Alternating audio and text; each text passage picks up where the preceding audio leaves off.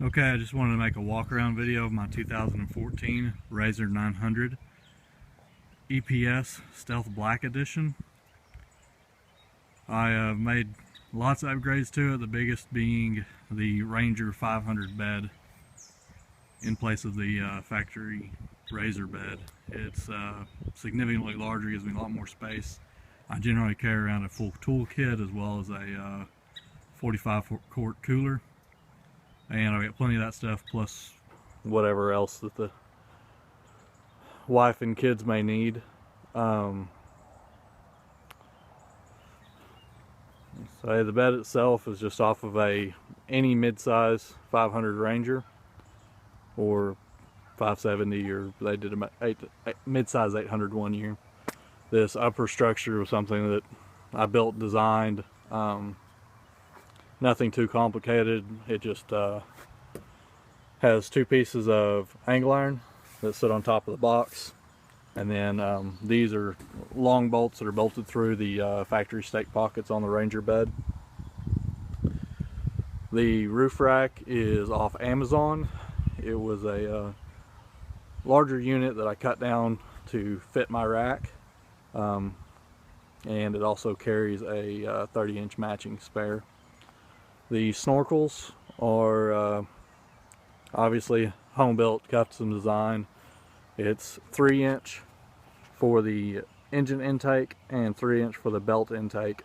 I did not snorkel the belt exhaust because I just don't ride deep enough to need that kind of protection. The factory vent lines are also still in the factory location. Really wasn't any reason to reroute those for what I do. It does have a steel bumper made out of, I think, 2x6 square tubing. It's really heavy duty, probably overkill, but it looks the part, so I like it. It has a 2-inch Thunder Hawk, I think, brand receiver hitch. Several different receiver hitches for these on the line, but this one actually mounts in 8 locations, a lot stronger than the rest. I don't tow a lot with it, but I've never really towed a whole lot. I do have a small trailer, but never any significant weight. But it is there in case you need to.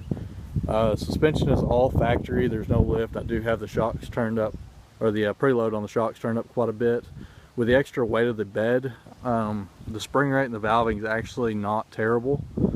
Not as bad as you might expect. It does have more body roll than it did without the extra weight, but it's pretty manageable. I'll open the bed up, and well, here, I'll open the tailgate first. It's just got the 2-class tailgate opens just like it would factory. Those 2 bars in there are actually some 3-foot tribal whips that I have. I just don't leave them on when I have it in the garage because it's too tall. The bed opens, has the factory clamp from the Ranger, but on the Ranger it's accessible through this little cutout, and it really didn't work out too well. It wouldn't have looked very well if I had cut that into the fender.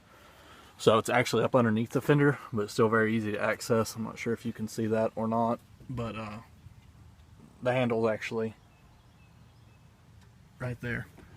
So sorry, it kind of takes 2 hands to do this, so apologize for the bad camera.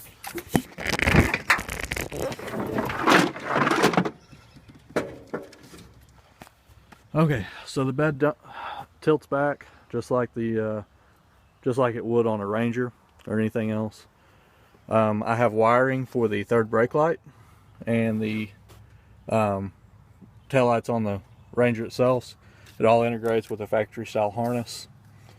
Here are the vent lines for the front and rear differential, or sorry, the rear differential, the transfer, the engine breather, and something else, I'm not sure, but that's all your breathers.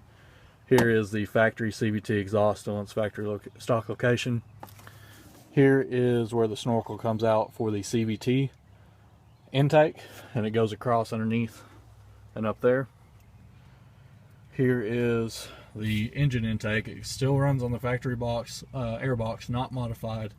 I used a 2 to 3 inch coupler. It was a tight fit, but I was able to get it to stretch over the intake tube on the factory air box. It runs back to an elbow to another coupler. That's really only there because you have to have it, you have to be able to take it apart to be able to get it in and out. And it goes up, turns 90 up, and then comes to the air intake. These snorkel caps are just off eBay. They're not a tight seal here, but I've just used kind of created a pre-filter here, and it works really well. It really extends the life of my factory air filter. And if anything, I've actually maybe gained a little bit more performance that way, because it does seem to be a little bit freer flowing than the stock intake. That's just seat of the pants feel. I don't have anything to back that up with, but that is my impression. The bed is actually mounted by welding 2 steel sleeves in place where the factory Ranger pins would normally attach, and this just attaches to this upper steel structure. This is the only thing that I do not have a replacement for, but you know, 4 bolts and the 2 exhaust hangers, and you could have this thing out and replace it with a factory one if you wanted to, but these would be easy to remove, and I really don't see any reason to replace that. This is just a support structure for the factory bed.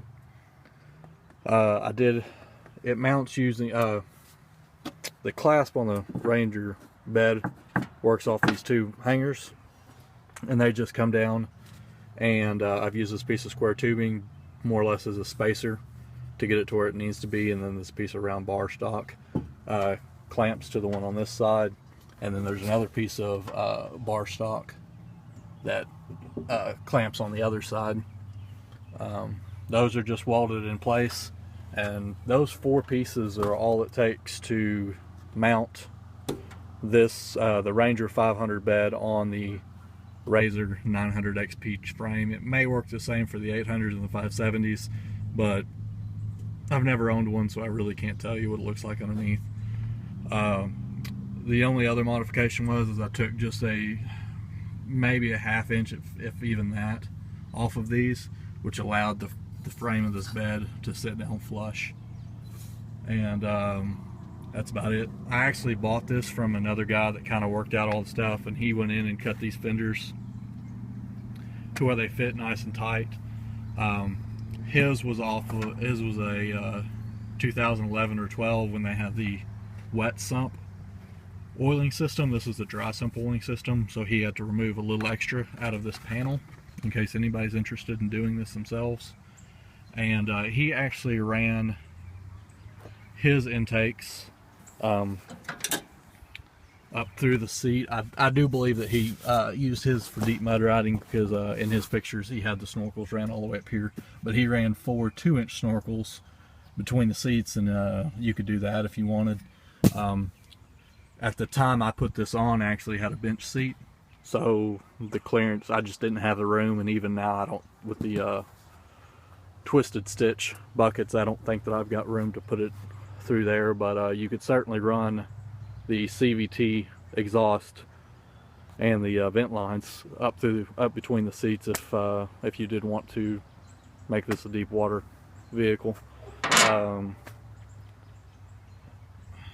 Other things on the vehicle, I'll start it up here in a minute and turn on the lights and show you that. Other modifications I've made to the vehicle is I've got a wild boar front winch bumper with a Viper Max 4,000 pound winch. Have the 36 or the 42 inch, I think it's a 36 inch high lift UTV jack with the high lift mounts. I have a 12-inch light bar that looks like it's low, but it actually shines really well.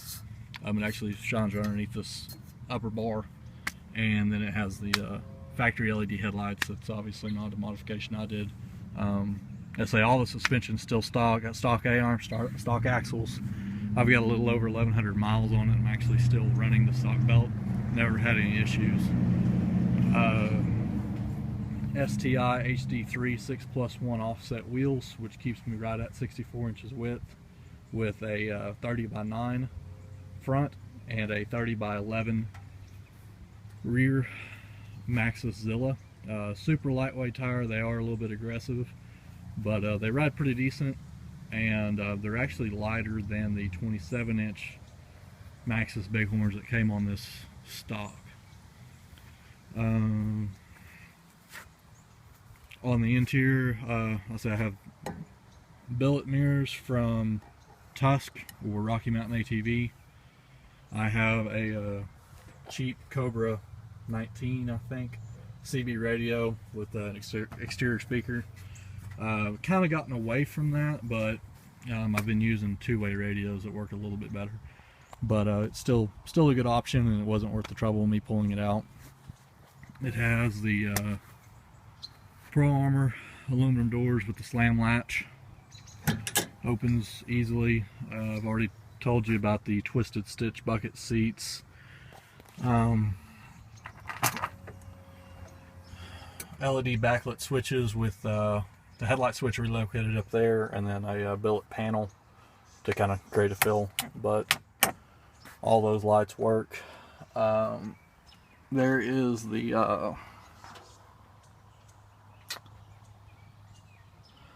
I can't remember the name of the company that makes that radio. Maybe I'll remember in a minute, but it's got a Kenwood head unit, two 6.5-inch speakers, and it's just a aluminum, a plastic enclosure, but it fits real nice. It's real, it just works really well, and I don't listen to anything loud and crazy, but I don't have any problem hearing it at full throttle. Here is the front LED light bar and the LED headlights. I have two LED pods on the rear. Here is my CB antenna. I'm going to shut off these real lights because they're so bright. It mounts there, and one thing I do have to be careful of is to make sure that this goes in front of this rack. Close the bed down. The whip lights are wired in off the side of the cage, so they're actually not, they mount here on the box, but they have this quick disconnect, so even if you forget to unplug them, they'll pull apart, and you won't have to worry about ripping wires out. The top light bar uses a similar connector. I don't know, can't do it with one hand, but anyways, the LED roof bar, for a little while I had it mounted here on the windshield, and if I was riding when it was dusty or something, it just threw a lot of glare, especially when I had a full windshield on it. But it works a lot better mounted back there, and it just kind of fits the look. I obviously don't have them on, but I do have some PRP upper vinyl windows. They don't seal real tight. They're certainly not waterproof by any means. You've got the holes in the door here, so it wouldn't be waterproof anyway. But they do block a lot of wind on cold days, and it's pretty comfortable as long as you're wearing, clothes appropriate to the temperature. If it's 30 degrees outside, I'm obviously going to have an extra layer or two on.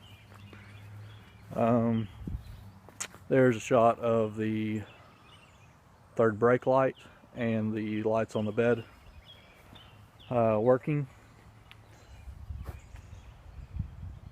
I'm trying to think of anything else. I think that just about covers it. I'll go ahead and start it up and show you the miles and hours in case you're interested. But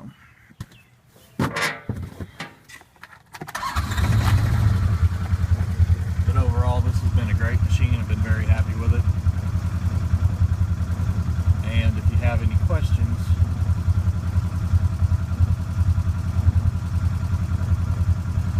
you can just message me and I'll get back to you as as soon as I can. I'm gonna do one more walk around with it running and the lights on. So I still don't have that top LED light bar going.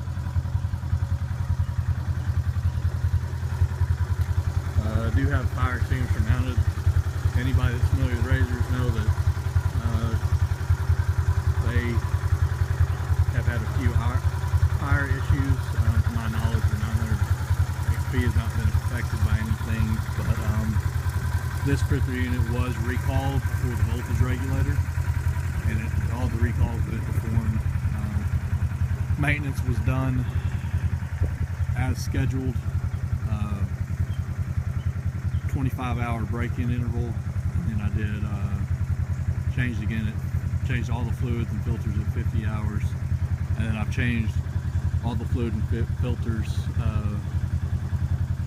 every 50 hours as directed, with the exception of the front differential. I found that it takes such a small quantity, I think it's somewhere around 8 ounces, that personally I just feel better, and I changed it out every 25 hours. And it's a little bit dark by then, so I feel pretty good about it.